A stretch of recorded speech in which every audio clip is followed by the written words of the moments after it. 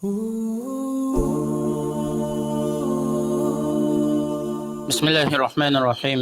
الحمد لله على إحسانه والشكر له على توفيقه وامتنانه، وأشهد أن لا إله إلا الله وحده لا شريك له، وأشهد أن نبينا محمدا عبده ورسوله صلى الله عليه وعلى آله وأصحابه أجمعين. أما بعد. السلام عليكم ورحمة الله وبركاته. Hürmetlik ustazlar ve qarindoshlar, bugungi axloq darsimizning 3-bölümü nachar axloqlarning qatoridan takabburlik, cho'ngchilik to'g'risida. Takabburlik, kibriya degan Allah subhanahu va taolaninki o'ziga xos bo'lgan xususiyatlardan bo'lib, buningda talash tortish qilinmaydi. Maxluqlardan har qanday bir maxluq bu takabburlik, kibrlik bilan sifatlanadi ekan, Allah subhanahu va taolo u maxluqni azoblaydi. Peygamberimiz sallallahu aleyhi ve sellem hadis kudusida şunda aytidi. Allah subhanahu ve taala aytidi: "İzzet mening yepinjam, kattalik mening ridoyimdir." Har qanday odam o ikkisidan bir narsani mendan tatib olmoqchi bo'ladi ekan, bu odamni azoblayman. Muslim rivoyat qilgan hadis. Ya'ni Allohning sifatlaridan bo'lgan kattalik, izzat qatorliq sifatlarni inson o'ziga mujassamlashtirishni maqsad qilib, takabburlik, kattalik qilishni maqsad qiladi ekan, bundaq inson Allohning azobiga uchraydi. Alloh subhanahu va taolo hammadan katta va hammadan alizatdir. Alloh subhanahu va taolo Qur'oni Karimda o'zini sifatlab aytadi: "Azizul jabbarul mutakabbir", ya'ni hammadan g'olib kelguchi, hammaga hukmronlik qilguchi kuchlik va hammadan katta zotdir.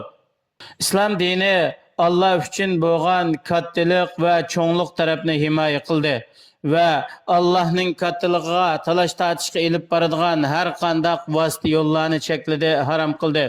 Shuning jumlasidan erlarningki ipak kiyimlarni kiyishi, oltin, zebu zinatlarni ishlatishni chekladi. Chunki oltin va ipakdan iborat bu ikki narsa insonda cho'ngchilik, takabburlik, atagachilik paydo qiladigan ishlardan iborat.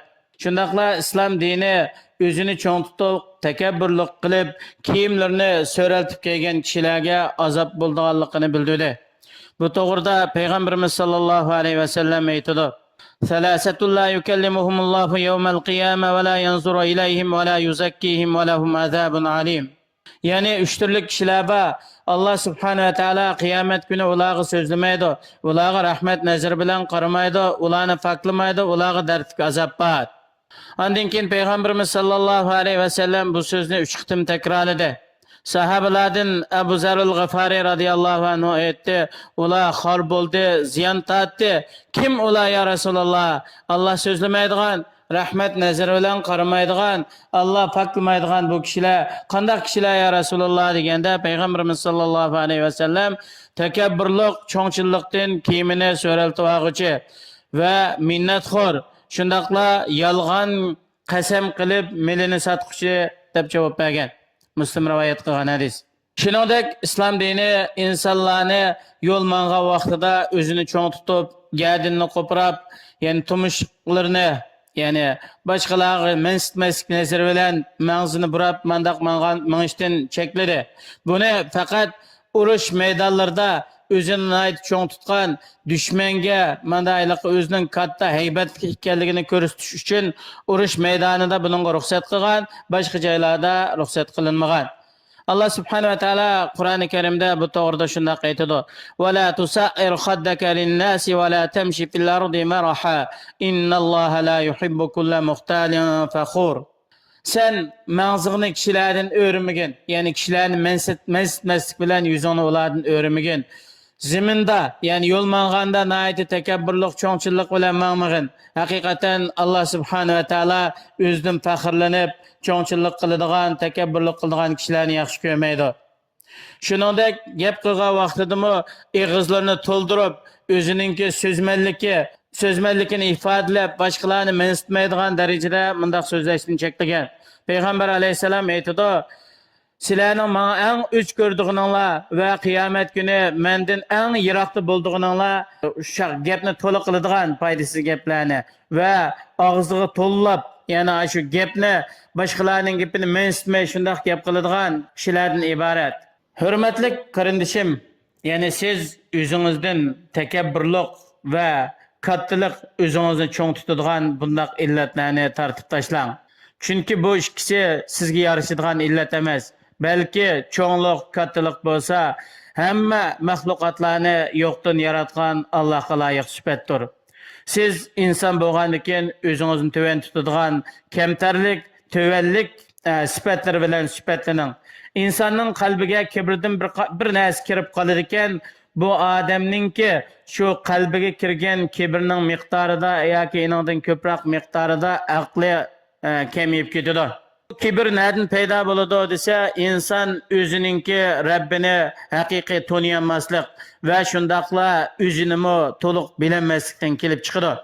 Agar inson o'z Rabbini oliy sifatla, mukammal qudrat kattalik bilan to'liq to'nigan vaqtida va o'z nafsinimi kamchillik va tuvanchilik bir xorliqdan iborat sifatlar bilan to'nigan vaqtida inson hech kimga cho'ngchillik qilmaydi va hech kimga gadanqeshlik qilmaydi, boshqalarni ko'zga ilmaydigan nachar ishlardan yiroq bo'ladi. Sufyan Muyayna rahimahulloh aytadi, har qanday odam kibrlik sababidan Allohga asi bo'ladi ekan, bu odamdan ansirash kerak.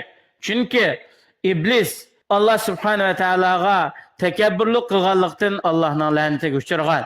Ya'ni Allah subhanahu wa ta'ala Adem alayhisalomni yaratib, bütün farishtalarni sajda qilishga buyurgan vaqtida, ya'ni Adem alayhisalom hurmat sajdasi qilgan vaqtida shayton badbaxt takabburlik qilib, men o'tdan yaratilgan tursam, bu loydan, zamindan yaratilgan insonga sajda qilamanmi?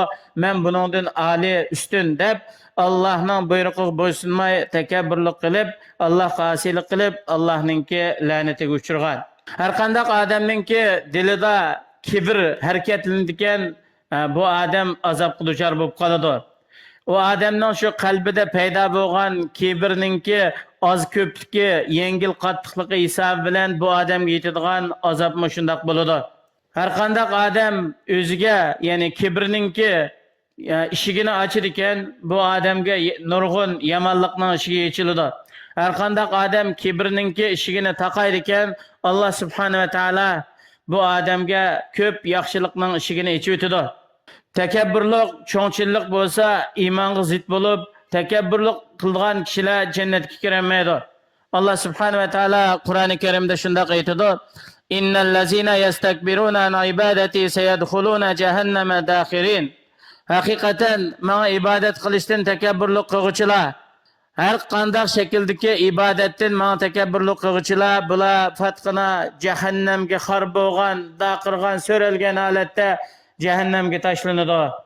Shundaqla bu kibrlik haqiqiy vojib bo'lgan iymonga zid keladi.